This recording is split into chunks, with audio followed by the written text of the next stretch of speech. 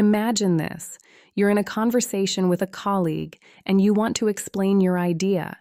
You start speaking, but suddenly you stop because you're unsure about the grammar. You say, "I has an idea," or "she go to the office yesterday," and immediately you feel embarrassed.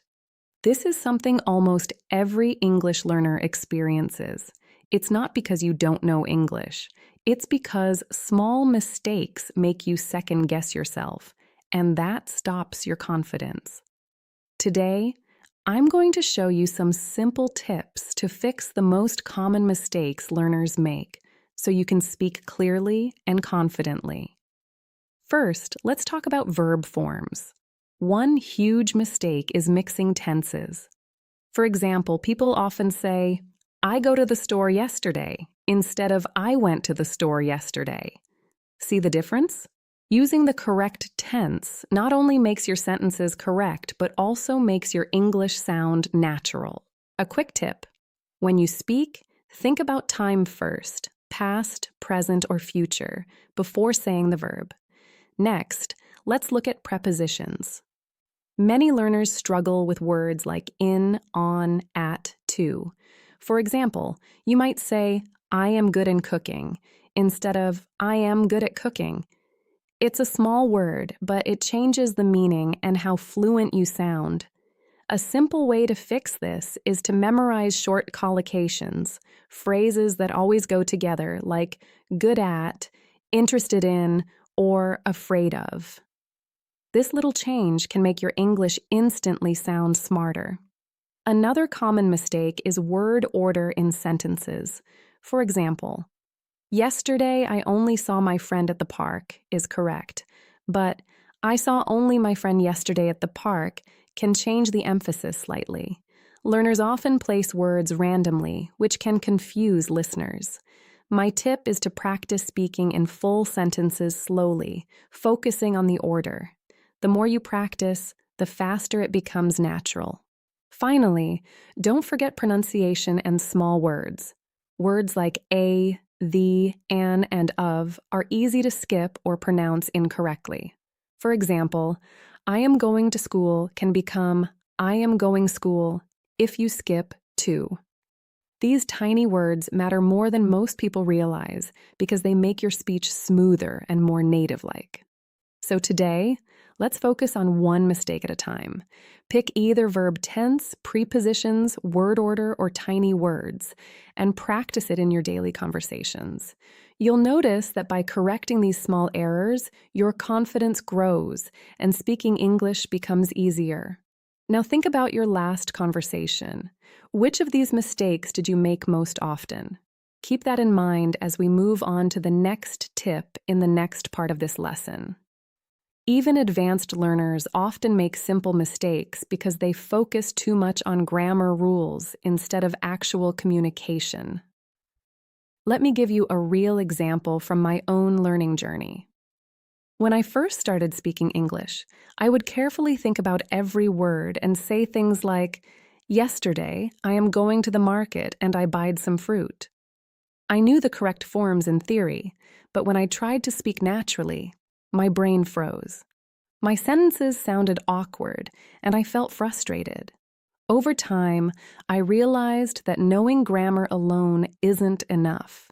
You need to practice speaking with real sentences that people actually use in daily life. A huge mistake many learners make is overcomplicating their sentences.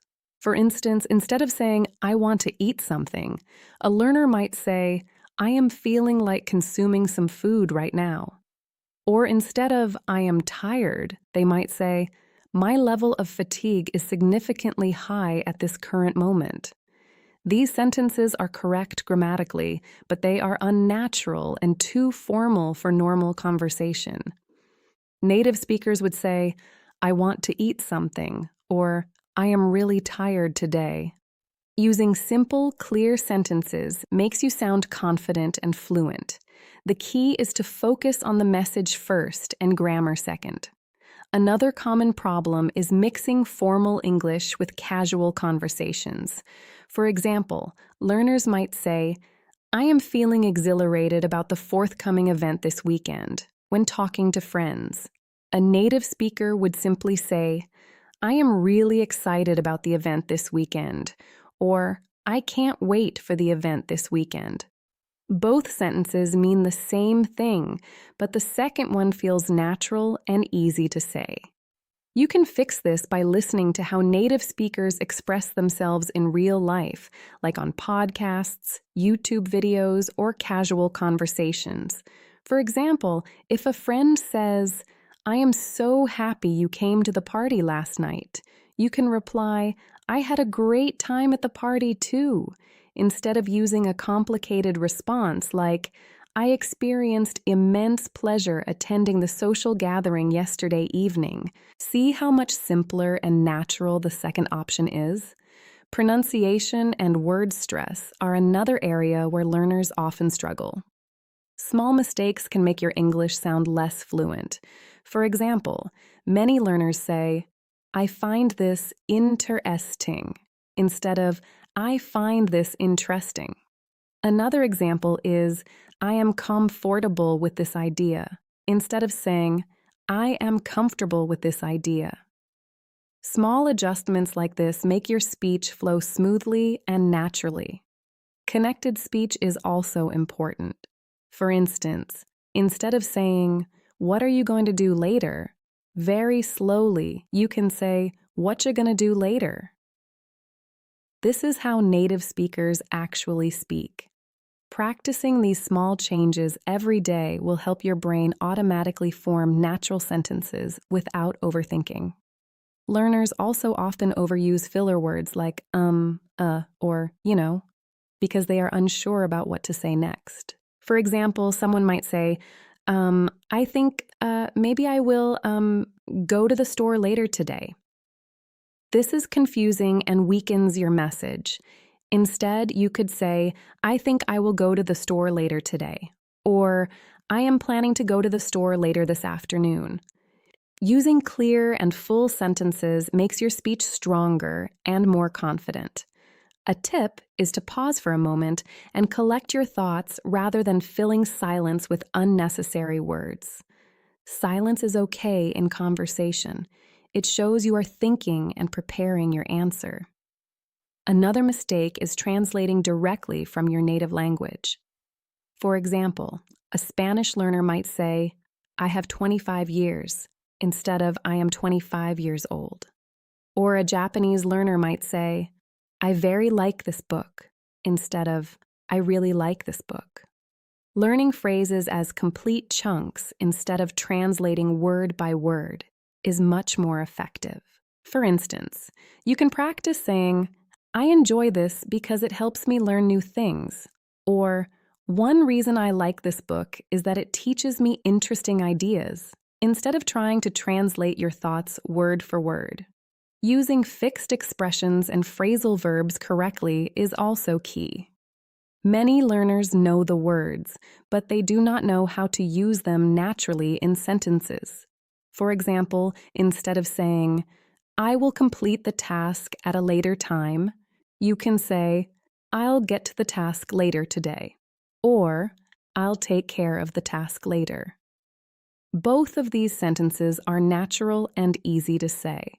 Another example, instead of saying, I am not certain if I will participate in the event tomorrow, you can say, I'm not sure if I'll join the event tomorrow, or I haven't decided yet if I'll go to the event tomorrow. These small changes make your English sound natural, confident, and fluent. Finally, many learners forget to practice speaking in full sentences regularly. Reading, writing, and listening are important, but speaking is where you test your knowledge. For example, instead of thinking, go market buy fruit, you should practice saying, I am going to the market to buy some fruit, or I will go to the market tomorrow to buy fresh fruit. Or instead of thinking, like movie watch weekend, you should say, I would like to watch a movie this weekend because I need to relax.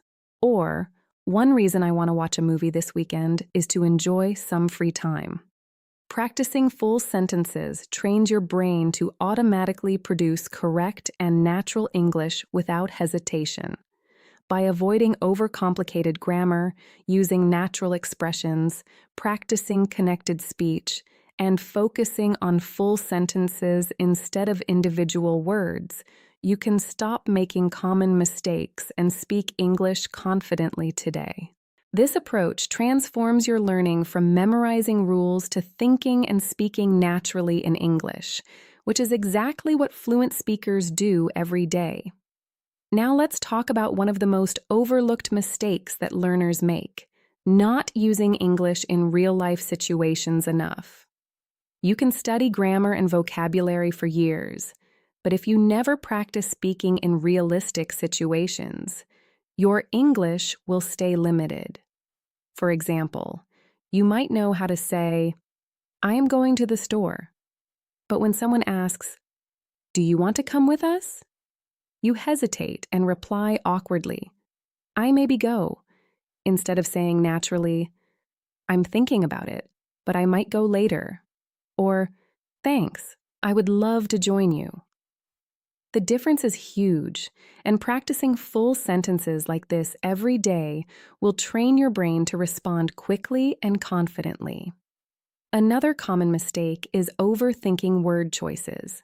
Many learners worry about picking the perfect word or using the most formal vocabulary, and that slows them down. For instance, instead of saying, "I'm really tired today," someone might say, "I am experiencing a high level of exhaustion today," which is correct but unnatural.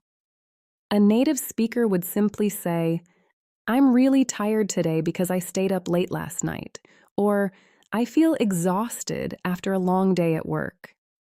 Using simple words and adding a reason or example makes your sentences sound natural and relatable. For example, "I like learning English because it helps me communicate with people from around the world," or "One reason I enjoy reading in English is that it improves my vocabulary every day." These examples show how you can convey a clear message while still sounding confident.